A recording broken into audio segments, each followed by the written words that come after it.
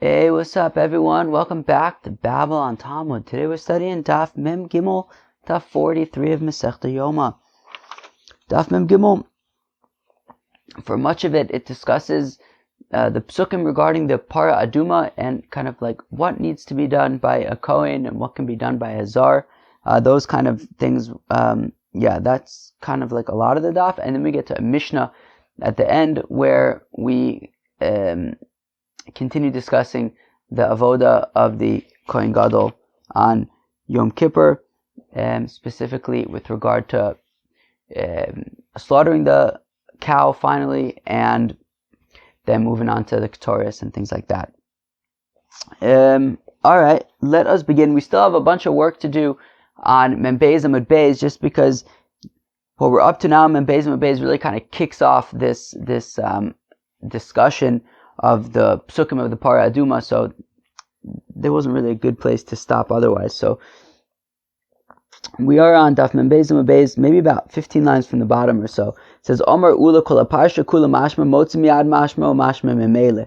So says Ula that the entire parsha of Parah adumah, at the beginning of Parshas Chukas, when the Torah discusses the steps of preparing, slaughtering and burning the ashes, etc., of the Parah adumah. So so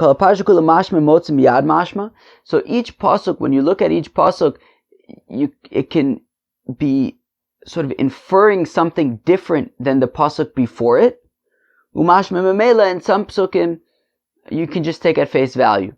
So it's a little bit confusing, as we're going to see on Mem Gimel Amud Beis, that Rabbi Yochanan and Reish Lakish really tried to see if they could kind of find a consistent way to learn this parsha, that like sort of a framework that they could just use and apply to the parsha, but they couldn't.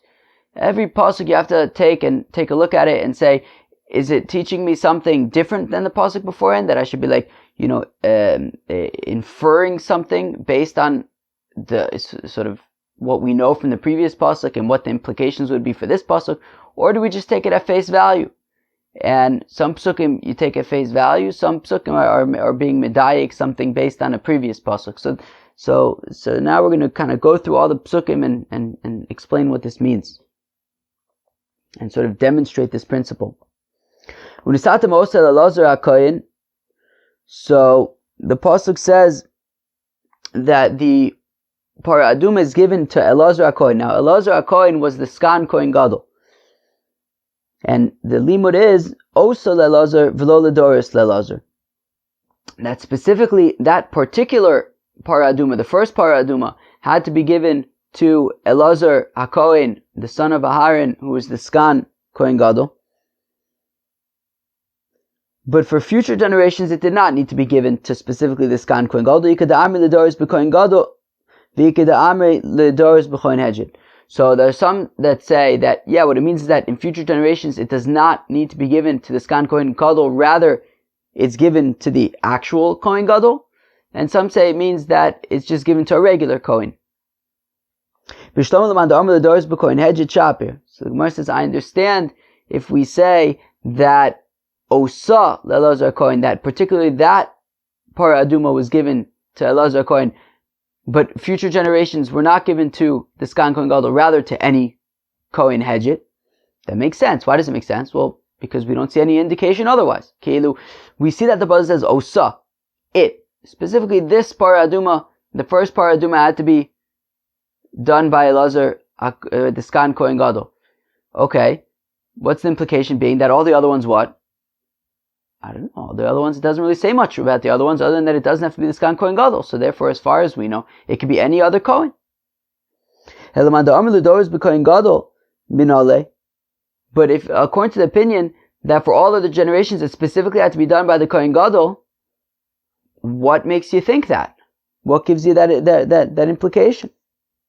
So the Gemara answers, well, Gzeir Shava. It says Chuka by Parah adumah. So it's Chukas HaTorah, and also says Chok in the context of Yom Kippur. So just like, of course, Yom Kippur is with the Kohen Gadol, so also the Parah adumah for all generations would be with the Kohen Gadol. Votzi osa, shlotzi acheres ima.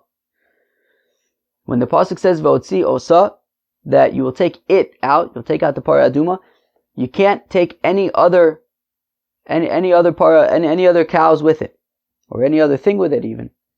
Because it's not as we learned in the Mishnah. Lo haisa parah rotza latzes. So says the Tanna Kama, if the parah adumah was unwilling to leave the Beis Hamikdash to go to Har Hazeisim to be slaughtered, in mutziin ima shchora, you can't bring a black cow together with it to convince it to leave.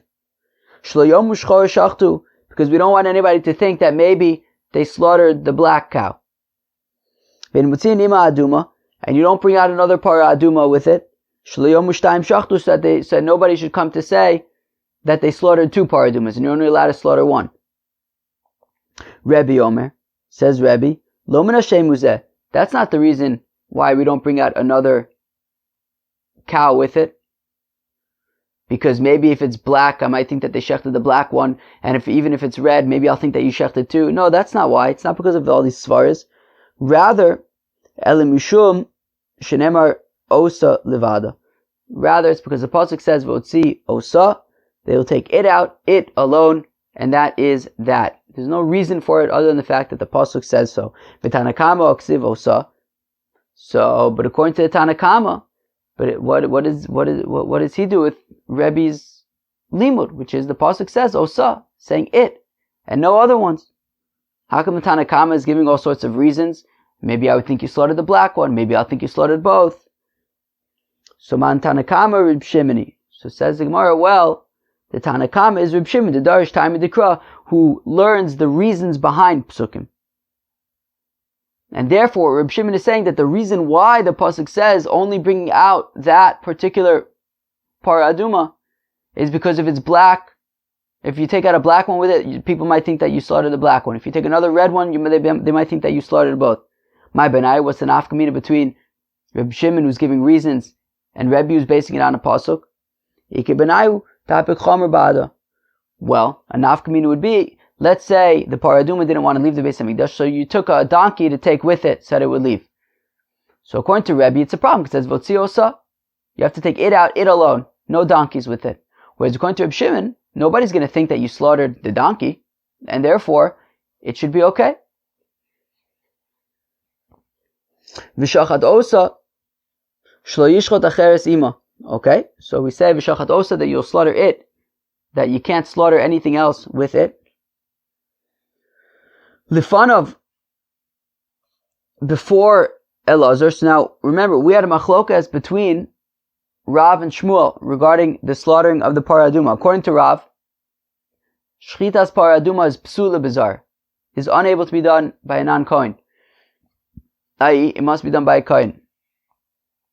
According to Shmuel, slaughtering the parah adumah may be done by a non-Kohen, by a zar.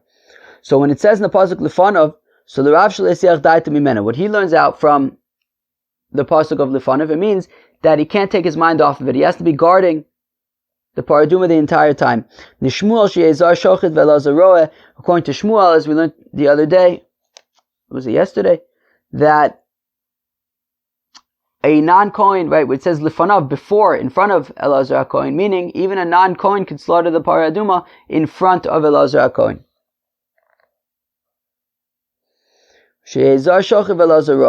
That a non-Kohen could slaughter the parah adumah, and Elazar observes. So now, when the pasuk says V'lokach Elazar HaKohen midama be'etzbo, how come it needs to say that Elazar HaKohen is taking with his fingers? So according to Shmuel, who says that, well, the shchita is allowed to be done by a non-Kohen. So since the shchita can be done by a non-Kohen, la'adurei le'Elazar, so it's passing the responsibility now back to Elazar and saying that while the shchita does not have to be done by Elazar, the hazoas adam does need to be done by Elazar. L'Rav, now according to Rav, who says that even the shchita needs to be done by Elazar, or at least a Kohen, so why does the pasuk now have to say that Elazar is davka taking the blood? We never really implied otherwise. So the Rav have a miyut achar miyut. So according to Rav, right, so the question is, according to Rav, how come it has to say that Elazar takes the blood? We never had any implication otherwise, right? We already said that in Satamosa Elazar HaKohen, that you take the Parah adumah and you give it to Elazar HaKohen to take out to Har Hazeisim and slaughter it. So why do I have to say that Elazar takes the blood? Who else is going to take the blood?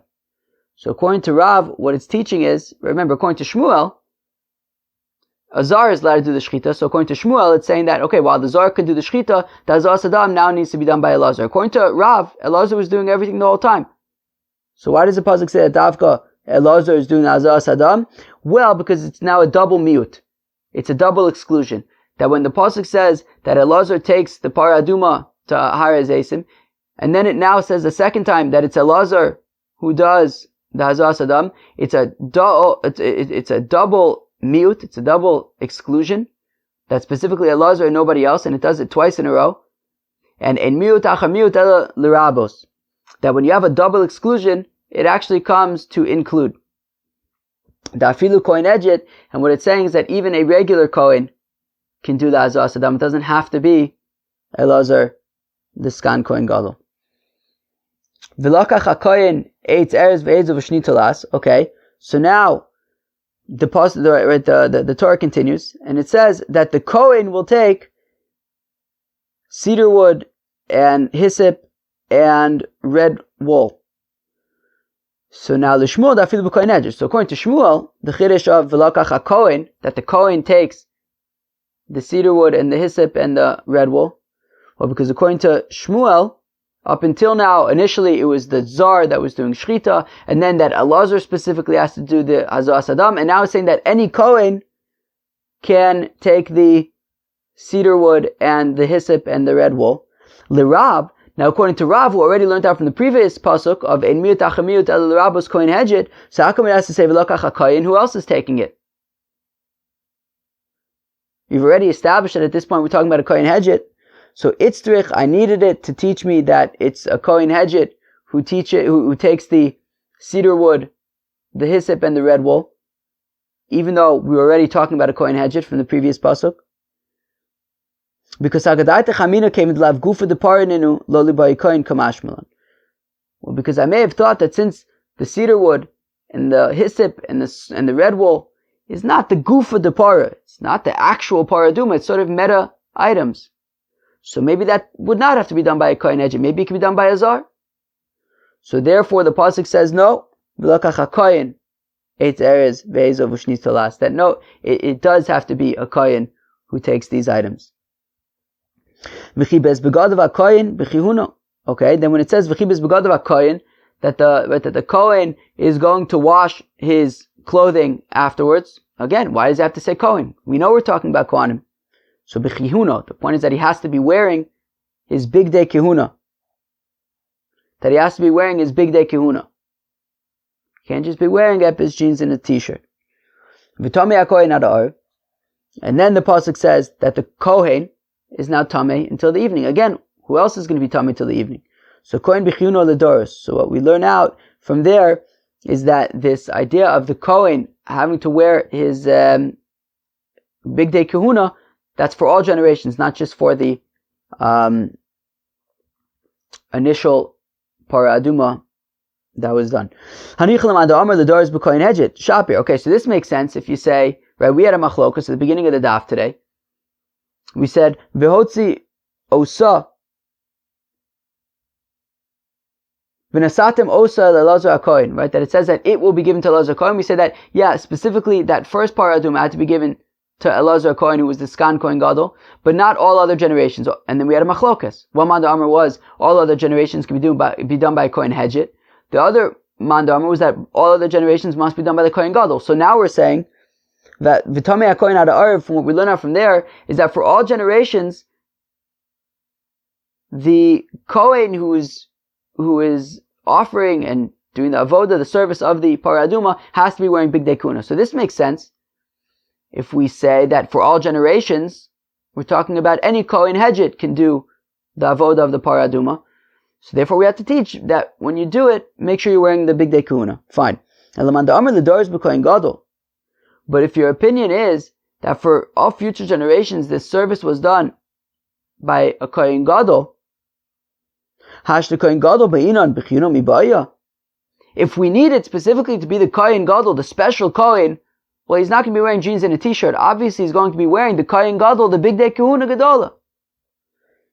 The Gemara says, no, we do need the pasuk to teach us, because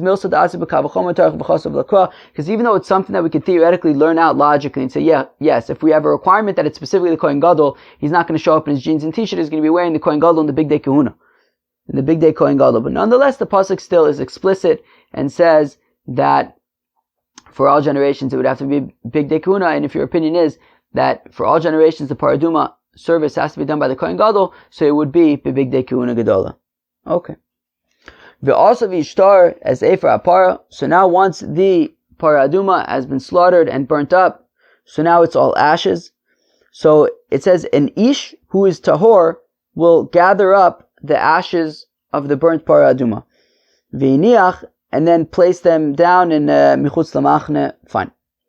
So when it says ish, a man, la'achshir es hazar, to say it could be any man. So up until now we've been talking about a Kohen, but now we're saying in ish. Up until now is this a Kohen and that a Kohen. Now it says v'lakach, not a Kohen, but now it doesn't say v'asav a Kohen, it says v'asav ish tahor. So this description of ish comes to say it doesn't have to be a Kohen. It could be any zar. Tahor la'achshir sa'isha. When it says tahor, it doesn't need to teach me that he has to be tahor. Obviously, it has to be tahor. Right? It says it refers to the Parah adumah as a chatas. Of course, it has to be tahor. The person has to be tahor. So what are we learning from tahor? That also a woman can gather up these ashes. V'iniach, and then when it says v'iniach, and he will place it, misheyesh bo das la'niach, it's somebody who has enough knowledge to be able to put something down, yotzu cherishot v'ka'in, to the exclusion of a deaf person, a person who, a foolish person, v'ka'in, or a child. Shein bo das la'niach, that they do not have enough knowledge to be able to put something down properly.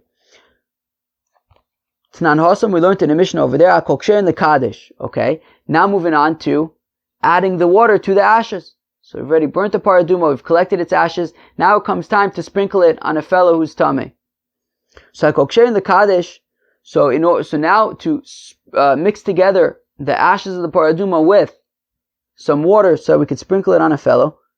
So Akoksher in the Kaddish, anybody is able to mix the water with the ashes. Chutz mecherishot v'ka'in, with the exception being a cherishot v'ka'in. The same people who are unable to gather the ashes are also unable to mix them with water. Rabbi Yehuda machshir b'ka'in. Rabbi Yehuda says that actually a ka'in is allowed to mix the ashes with the water. Ufalsa bisha, uvandroginus. However, says Rabbi Yehuda, a woman would be unable to mix the ashes with the water, as well as an androgynous, a fellow who has, I think the assumption is in the Mishnah and the Gemara, that an androgynous is a fellow who has both male and female genitalia.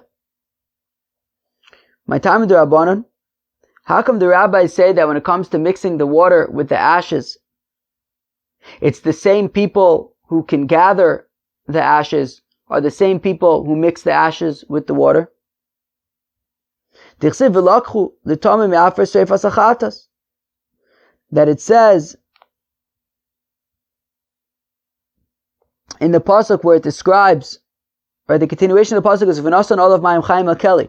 So the pasuk that describes mixing the water with the ashes says v'lakchu l'tamei me'afer seifas achatas, that they will take for the tamei person from the ashes of the Parah adumah. So hanach de pasli lach ba'asifa pasli lach b'kiddush, v'hanach de achshri lach ba'asifa achshri lach b'kiddush. So it's the same people who we had said are able or unable. Well, let's just say the same people who are able to gather the ashes of the Parah adumah are also able to mix the ashes with the water, and the same people who are unable to gather the ashes are unable to mix the ashes with the water.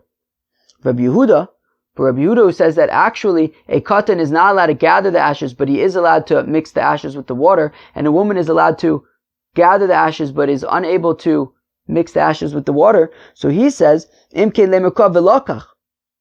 He says, well, If it was to say that the same people from the Asifa are by the Kiddush, by the mixing of the ashes with the water, then it should say vilakach as opposed to vilakchu.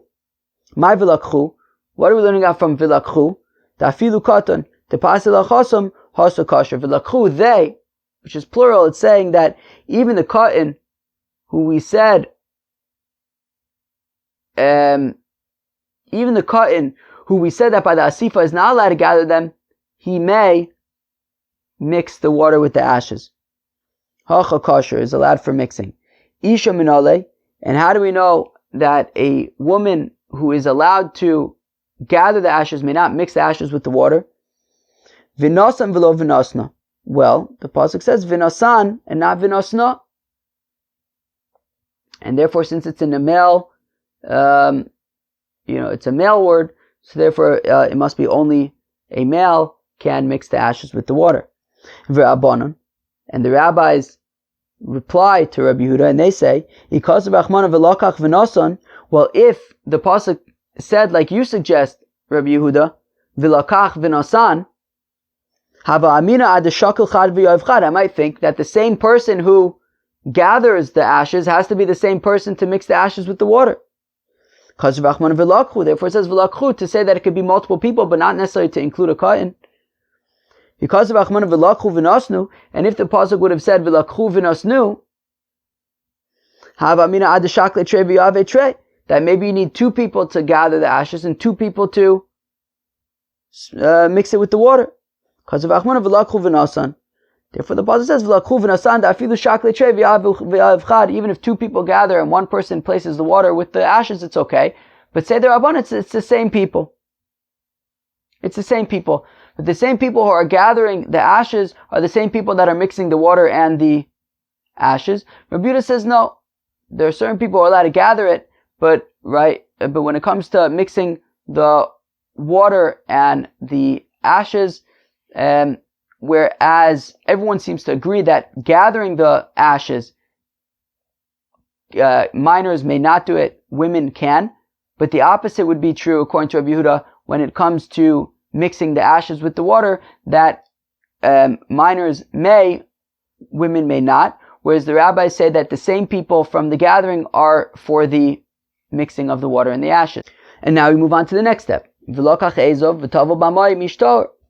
Now we say that now he takes the hyssop and he dips it into the water ash mixture, ish tahor, and it's an ish tahor.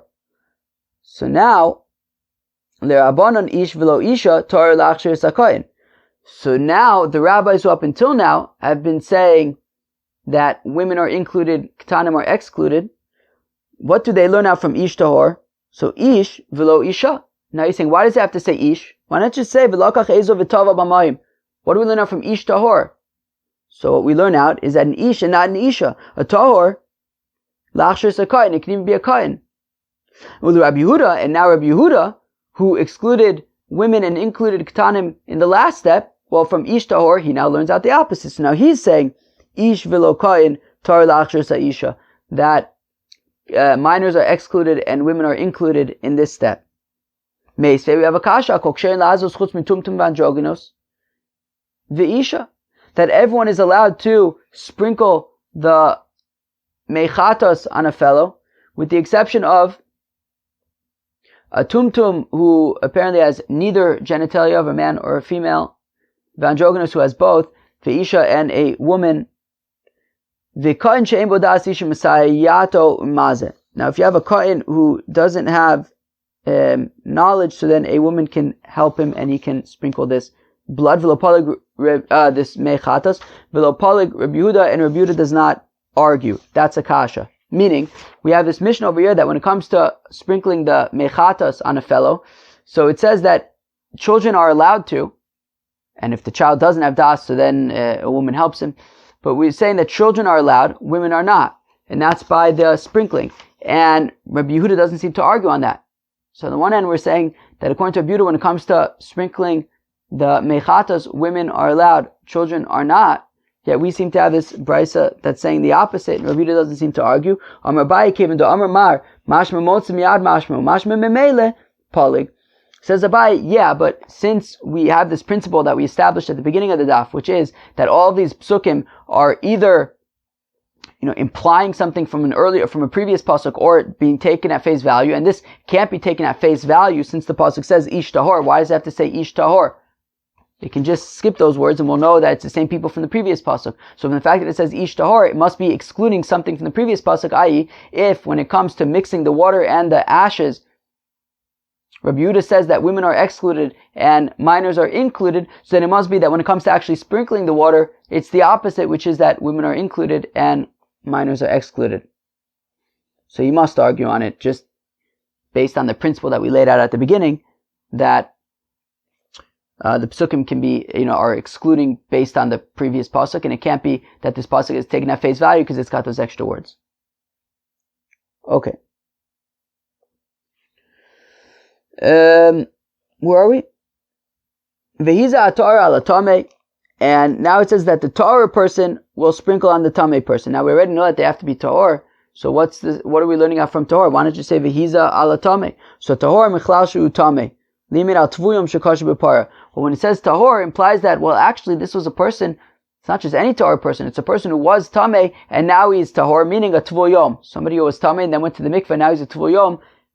He, or I guess she, can, well, depending if you're the rabbis or Rabbi Yehuda, I guess, can even a tvuyom can do the sprinkling of the parah adumah. Shekasher b'parah adumah.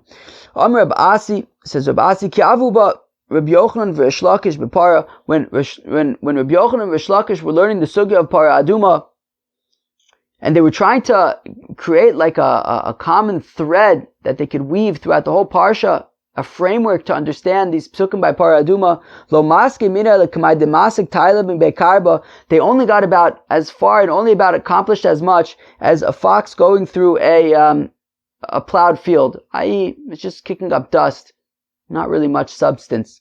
And they did not succeed in creating sort of a framework to understand these psukim. Rather, rather they were forced to say that, look, some of these psukim are implying different things, some of them are taken at face value. There's no uniform thread that we can weave over here. We have to look at each pasuk individually and understand what it's talking about. Tanitana comment Rabbi Yochanan, a certain teacher of Mishnayos and Braisos, taught in front of Rabbi Yochanan, Kol ashchitis ksheres bizar chutz mishapara. A non-Kohen is allowed to do any kind of shchita, any kind of slaughtering, except for the parah adumah, like Rav essentially, that a zar is not allowed to slaughter the parah adumah. Amar le Rabbi Yochanan poktini livra. Rabbi Yochanan says, get out of here. Go teach this outside. Lo matzinu shchita b'zar psula. We don't have any instances of shchita being possible by a zar. Rabbi Yochanan lo mibayi l'taned lo tzayis. Says Rabbi Yochanan, not only did this teacher not listen, ela afil l'rabi lo tzayis. He didn't even listen to his own teacher. The Rabbi Yochanan mishum Rabbi Shimon ben Yotzadok. The Rabbi Yochanan says in the name of Rabbi Shimon ben Yotzadok, shchitas parah bizar psula, that slaughtering the parah adumah by a zar is not allowed. V'ani omer, I say, says Rabbi Yochanan, kshera, that it is that it's kosher. Lo matzinu shchita shepsula bizar. We don't find any instance of slaughtering that is psula bizar, and therefore Rabbi Yochanan told the fellow who says that a zar is prevented from slaughtering a parah adumah, he says, get out of here. Alright. By the way, it's a parah shniya. Going back to our Mishnah, so it says now the Kohen gadol goes to his cow, which he has not yet slaughtered, and he revisits the cow a second time, and he does a vidui. Mashna bevidui rishon de lo amar, uvnei aharonam kedoshecha, umashna bevidui sheni de amar uvnei aharonam kedoshecha. Fact the Gemara, how come in the first vidui he talks about himself and his family, he doesn't mention anything about the other Kohanim, and by the second vidui that he does now, he mentions also the other Kohanim? And for the Gemara, Tana Dever Bishmal, Kachi Midas Adin Nosenes. Well, because that makes sense. Why? Mutav Yavo Zaka Vichaper Alachayiv, Yavo Chayiv Vichaper Alachayiv. Let somebody who's innocent come and atone for the people who are guilty, rather than somebody who's guilty atoning for people who are guilty. Meaning that once he already did the first vidui, the first confession, where he discusses himself and his family, and he's been atoned, so now let him come and sort of broaden the scope and include also the other Kohanim, because now that he's Zakai, now that he's innocent, he can make a case for confessing and atoning for those other people who are guilty. But until this point, when he himself was guilty, he wasn't really in the position to be able to atone for other guilty people as well. But now that he's innocent, after the first vidoy, he can broaden the scope and include other Kohanim in the second vidoy. New Mishnah.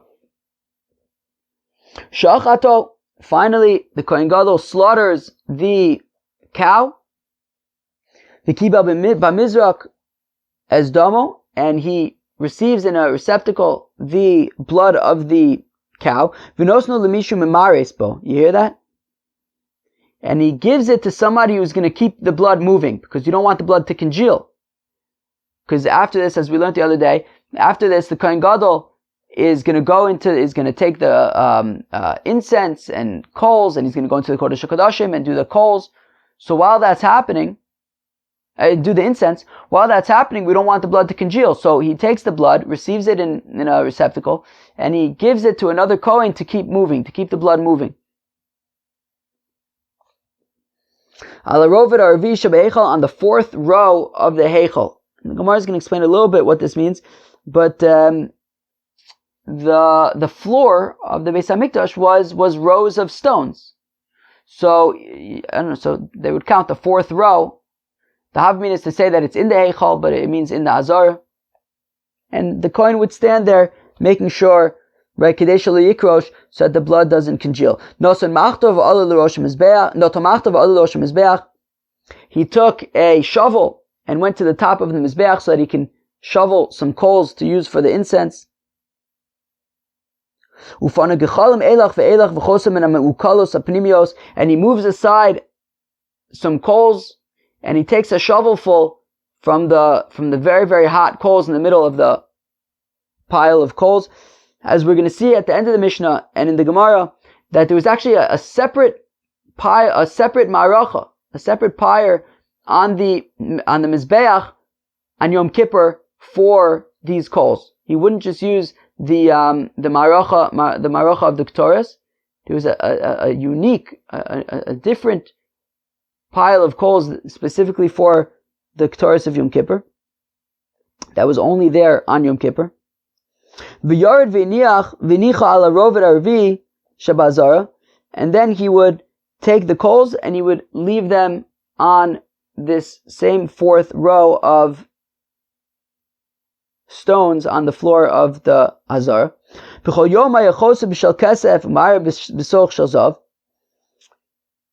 Every day, in general, when you would take the coals for the incense, so that would be taken with a silver shovel, but on Yom Kippur, the coals were taken with a gold shovel.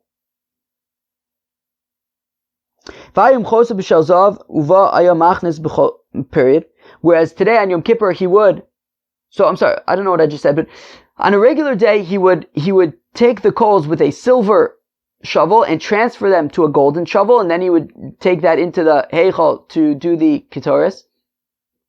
But on Yom Kippur he would just skip the silver shovel. He would just use the gold shovel, and that's what he would take in. And as Rashi says, and the Gemara is going to say, in the interest of conserving the energy of the Kohen Gadol. There's a lot of, we've already seen this a number of times before, that there's a lot of work for the Kohen Gadol to do on Yom Kippur, and therefore as much as we can, we want to make his work simpler for him, and therefore instead of taking the coals with a silver shovel and transferring them to a golden shovel, he just uses the golden shovel.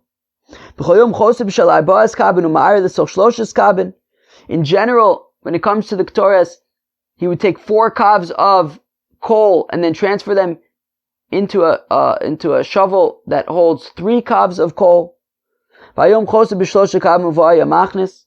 Whereas on Yom Kippur he just goes straight to the shovel that holds the 3 kav, takes 3 kavs worth of coal, and that's what he takes into the Kodesh HaKodashim with him. Rabbi Yossi says actually on a regular day he would take a sa'ah's worth of coal, which is 6 kavs of coal and then transfer it into a shovel that holds 3 kavs.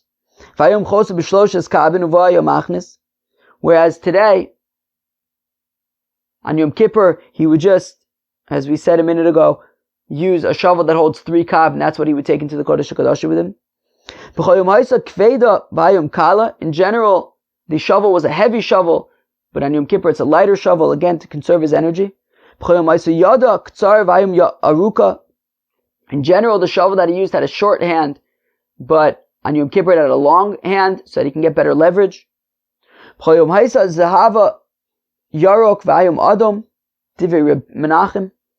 In general, the gold of the shovel was red gold. No, I'm sorry, it was green gold, but today it was red gold. Interesting. That's Reb Menachem's opinion.